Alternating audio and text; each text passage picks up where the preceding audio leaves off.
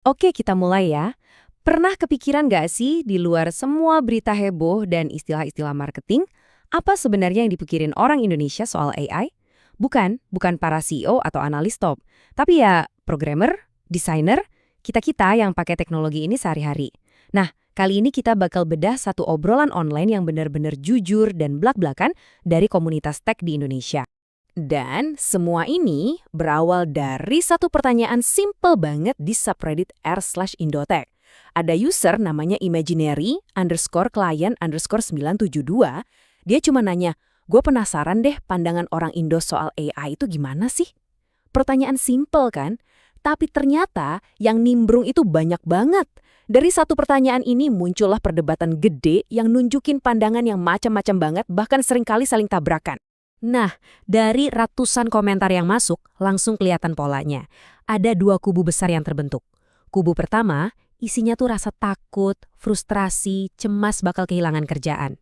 Di sisi lain, ada kubu yang lebih pragmatis, yang ngelihat AI itu ya cuma alat bantu aja, yang punya potensi gede kalau dipakai dengan benar. Oke, kita bakal kulik konflik antara dua kubu ini. Kita mulai dari yang cemas-cemas dulu ya. Iya, ini dia. Ketakutan paling mendasar, bakal digantiin mesin nggak ya kerjaan kita? Dan buat teman-teman di dunia tech dan kreatif, rasa takut ini tuh nyata banget. Udah bukan lagi cerita film sci-fi, tapi buat sebagian orang, ini udah jadi realita yang mereka hadapi sehari-hari. Kita mulai dari dunia programming dulu. Ada user namanya Fajar Manut yang nyorotin satu hal yang menarik. Masalahnya tuh bukan cuma soal AI bisa ngoding atau enggak, tapi gimana AI ini bikin orang jadi ngegampangin kerjaan programmer. Seolah-olah semua proses mikir, analisis, desain, mecahin masalah itu bisa disingkat jadi satu prompt doang ke AI. Kan nggak sesimpel itu. Nah, kalau komentar yang ini, emosinya dapat balet. Coba deh bayangin, kamu baru lulus DKV. Semangat-semangatnya mau cari kerja. Tiba-tiba kayak di jump scare. Ada AI yang seakan-akan siap nyolong kerjaan kreatif. User Netching ini bener-bener nangkep perasaan kaget dan takut yang mungkin dirasain sama banyak anak-anak kreatif sekarang. Dan ini bukan cuma soal perasaan was-was ya, tapi udah ngaruh ke kantong. Lihat aja ceritanya Tama Cide, seorang desainer grafis freelance. Dia bilang, sejak ada AI, kerjaan jadi sepi. Nah, ini kan bukan lagi ketakutan teori doang. Ini udah soal pemasukan yang benar-benar berkurang. Oke, kita geser sedikit. Selain takut kerjaannya direbut, ada lagi nih sentimen negatif yang kuat banget. Rasa jengkel dan frustrasi. Tapi ini bukan frustrasi sama AI-nya loh, ini lebih ke frustrasi sama cara orang ngomongin AI. Jadi, ini bukan cuma soal kerjaan, tapi soal keahlian yang kayaknya jadi diremehin gitu. Rasa frustrasinya itu muncul karena ada gap pengetahuan.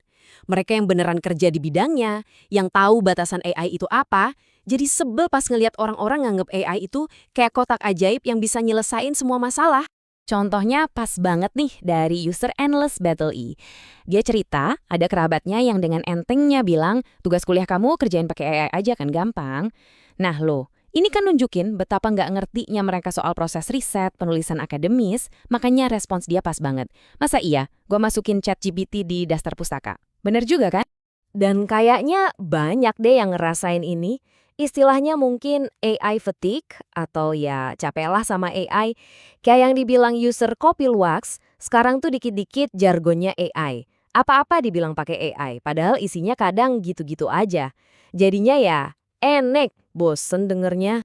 Oke, cukup ya bahas sisi negatifnya. Sekarang kita putar haluan.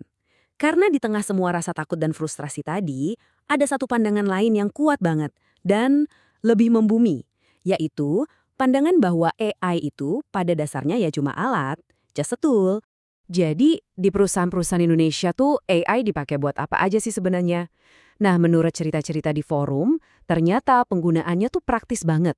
Bukan buat gantiin satu departemen gitu, tapi lebih buat ngebantu tugas-tugas spesifik. Misalnya HR pakai AI buat nyaring ratusan CV, atau bikin helpdesk internal buat jawab pertanyaan soal SOP, atau ngerangkum hasil meeting, sampai ke quality control dan ngeramal waktu pengiriman. Ya praktis kan? Nggak ada sihir-sihiran di sini. Poin ini penting banget nih. AI itu paling bagus perannya sebagai alat bantu brainstorming. Jadi buat mulai ide, bagus. Tapi bukan buat nyelesain semuanya. Nilainya itu ada di proses ngebantu kita mikir, bukan ngegantiin kita mikir. Masalah terbesarnya ya, Kayak yang dibilang user ini, orang tuh suka plek ketiplek, main copy pasta aja tanpa mikir lagi. Oke, sekarang kita lihat dari kacamata yang lebih spesifik lagi.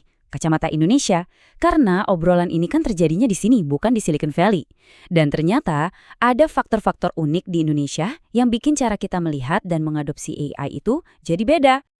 Kalau di luar negeri, orang-orang udah heboh takut diambil alih AI, di sini ceritanya agak beda. Komentar-komentar di forum ini nunjukin ada beberapa rem lokal yang bikin adopsi AI nggak secepat itu.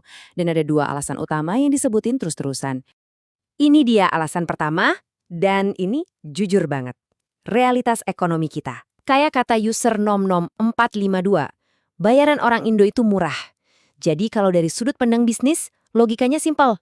Ngapain investasi gede-gedean ke teknologi AI yang mungkin masih banyak errornya, kalau bisa bayar orang yang harganya 11-12 dan lebih bisa diandalin? Masuk akal kan? Nah, ini nyambung ke alasan kedua yang nggak kalah penting. Tulang punggung ekonomi kita itu kan UMKM, ya kan?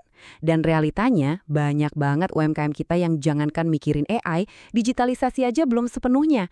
Pencatatannya masih pakai buku dan pulpen. Jadi mau langsung loncat ke implementasi AI, wah perjalanannya masih panjang banget.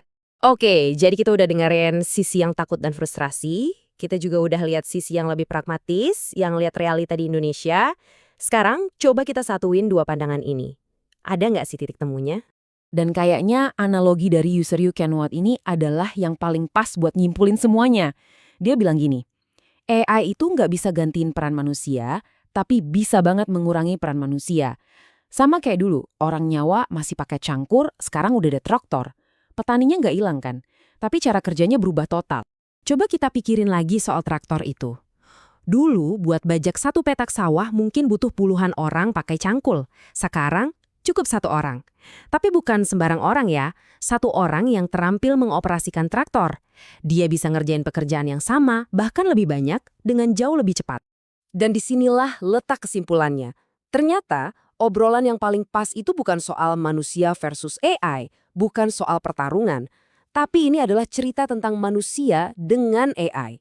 Gimana kita, manusia yang punya skill, bisa jadi jauh lebih hebat dengan bantuan alat-alat canggih ini. Jadi, setelah kita ngubek-ngubek semua rasa takut, frustrasi, pemikiran realistis, sampai analogi traktor tadi, apa sih pelajaran yang bisa kita ambil dari obrolan jujur komunitas tech Indonesia ini? Kayaknya kutipan dari user ECXX00 ini adalah rangkuman paling bijak dari semua obrolan ini. Dia bilang, AI is here to stay, might as well learn to take advantage of it. Tapi ada lanjutannya yang penting banget, skeptis wajib. Artinya, AI ini nggak akan kemana-mana, jadi ya mau nggak mau kita harus belajar manfaatin. Tapi kita juga wajib kritis dan skeptis, jangan telan bulat-bulat. Jadi, mungkin kita bisa tutup dengan pemikiran ini. Kayaknya perdebatan soal AI itu baik atau buruk udah nggak relevan lagi. Pertanyaan yang lebih penting sekarang bukan lagi apakah kita harus pakai AI, tapi bagaimana caranya kita bisa menguasai alat ini. Gimana caranya kita bisa jadi operator traktor yang handal, bukan cuma jadi penonton.